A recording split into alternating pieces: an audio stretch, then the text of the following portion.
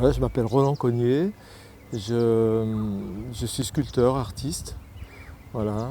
C'est vrai que la sculpture, c'est vraiment ce par quoi j'ai commencé quand je suis rentré aux Beaux-Arts. Et donc je vis en Auvergne. Je suis comment dire, installé dans le parc des Volcans, pas loin de Clermont-Ferrand. Et j'ai mon atelier là.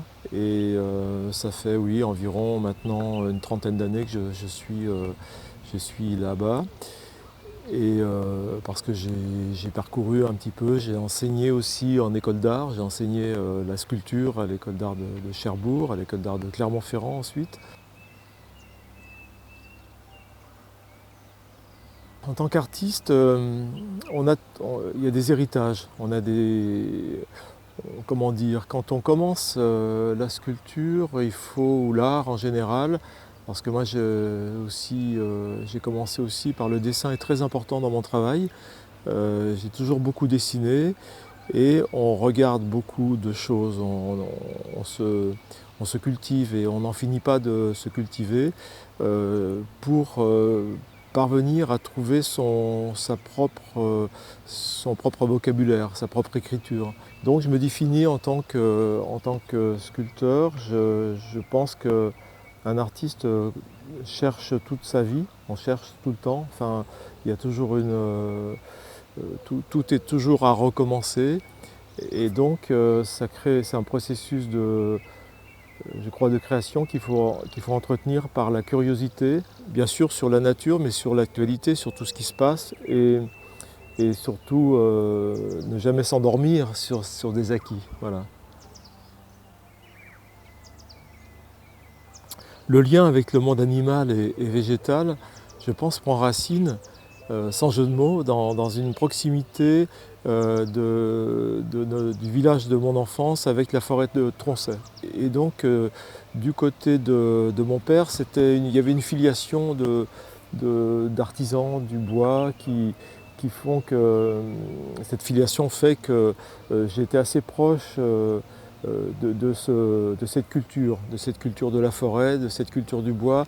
Et concernant les animaux, c'est aussi, ça vient de là, mais c'est aussi après une préoccupation ou bien une volonté d'approcher ce monde qui, encore aujourd'hui, comment dire, c'est le monde animal et notamment le monde animal sauvage qui vit notre époque, qui vit les mêmes, enfin, qui est contemporain à notre existence. Et pourtant, c'est un monde qui vient de très loin, que l'on ne connaît peut-être pas très bien, que l'on sous-estime ou surestime. Et c'est pour moi une source d'interrogation, de curiosité permanente. Quand on fait des choses, comment dire, qui nous dépassent, quand on dit monumental, c'est simplement que c'est plus grand que nous. Eh bien, et puis il y a cette relation au monument, évidemment, dans l'histoire. Mais c'est aussi un dialogue. C'est un dialogue avec le spectateur. Quand on va voir des mégalithes, des dolmens ou des choses comme ça, on est toujours dans une relation qui, je trouve, nous déborde et en même temps nous rassure. Alors je sais, c'est un double sentiment. Alors je trouve ça intéressant quand j'ai l'occasion de travailler comme ici avec un séquoia qui a presque 150 ans, ou entre 140 et 150 ans, de pouvoir rendre justice à sa taille en profitant de ce qu'il a produit, de son matériau qui a une certaine échelle et que le spectateur, que le patient, que la personne qui accompagne un patient ici ou la famille profiter d'un moment où justement on dialogue avec cette dimension-là. Et c'est une dimension qui, euh, pour moi, est intéressante de ce point de vue en fait. C'est une vraie rencontre. C'est une vraie rencontre. Pour le coup, on voit un sujet, un grand sujet, un arbre qui, voilà, on voit tout de suite la taille, son environnement. Ce qui est frappant aussi ici, c'est qu'en fait cette partie du parc, justement, c'est un ancien parc qui appartenait à une propriété, et on voit que le séquoia, et on le voit pour le cèdre aussi qui est à côté, et ce sont des arbres qui ont eu de la place pour pousser. Et donc quand on arrive, on voit un arbre mais qui a poussé dans un environnement extrêmement propice. Et alors cet arbre-là avait commencé à sécher, enfin il séchait sur pied, ce qui devient dangereux. Et l'expertise étant faite, il fallait décider de l'abattre. Et voilà, donc on m'a dit, est-ce que tu pourrais réfléchir à faire une proposition? Et en fait, c'est toujours un moment, comment dire, important, puisque en fait, cette rencontre, eh bien, est fondatrice de ce qui va se réaliser, de la suite. Enfin bon, voilà, mais ouais, c'était, comment dire, quelque chose de, bah, c'est un marqueur, quoi. On sait que l'arbre va devoir être abattu pour des raisons de sécurité. Et, et donc on se projette aussi, et à la fois sur ce que l'on peut faire, mais à la fois sur lui-même, sur ce qu'il a été. Enfin, voilà. Moi j'ai commencé par des dessins. Je suis venu, je suis resté sur place de longs moments, j'ai dessiné. J'ai essayé de me rendre compte de la circulation aussi des passants, des spectateurs, des usagers, des personnes qui travaillent à l'hôpital dans ce lieu.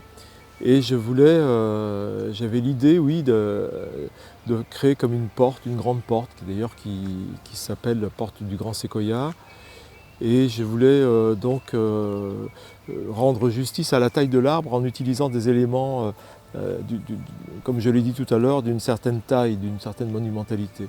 Donc la proposition a été faite progressivement, et avec des dessins et ensuite avec une maquette que j'ai transformée. Je suis revenu sur place, que j'ai ajusté, et je voulais surtout quelque chose de paisible, de méditatif, qui incite les personnes, les familles qui viennent accompagner à pouvoir avoir un moment comme une parenthèse, un déplacement voilà, dans un autre contexte, créer un autre contexte, créer d'autres rapports à la fois sur l'architecture très primitive de cette pièce, sa taille, et aussi des formes qui sont enveloppantes, des formes qui sont centrifuges, et qui ramènent plus comme à la pomme de séquoia, aux fruits, aux cônes du séquoia, aux fruits en général, mais sachant que l'arbre est très centrifuge, l'arbre pousse à partir d'un centre. Donc il y a cette dimension centrifuge qui aussi nous rassemble, et quelque chose qui, je l'ai constaté, en tout cas c'est un vocabulaire que j'utilise dans mon travail parfois, de créer ces formes qui ont plutôt tendance à aller dans un sens plus méditatif, plus intérieur. Et c'est un petit peu ce que je voulais, ce que je souhaite montrer ici. Ma sculpture peut rendre hommage au don d'organes, sans doute par cette dimension de déplacement. Voilà, le matériau que j'utilise, ça vient de cet arbre-là. Cet arbre-là n'est plus, mais son matériau se transpose. C'est une métaphore, bien sûr, évidemment, mais qui signifie qu'en fait, en réalité, quand on travaille le bois, on est toujours dans un... On prend du vivant que l'on déplace, que l'on remet dans un autre chemin, j'allais dire dans une autre aventure. Il y a cette dimension-là. Je crois que, et bien sûr, c'est un fil, ce n'est pas... c'est un hommage, bien sûr, lointain, mais il y a quand même cette histoire de déplacement, il y a cette notion de prendre du vivant, de le déplacer, et de reconstruire quelque chose et d'aller vers un autre devenir. Dans les formes que j'ai utilisées là, j'en parlais tout à l'heure, cette référence à la graine, cette référence à la pomme de pin, à la pomme de séquoia, quelque chose du fruit, qui fait que ça va aussi vers autre chose, qui a là un potentiel. Donc je dirais que au-delà de cette notion que j'espère méditative de cette sculpture un peu rassurante, cette dimension du déplacement pour moi est un... Et je pense le lien que je ferai avec la greffe, avec la notion de greffe.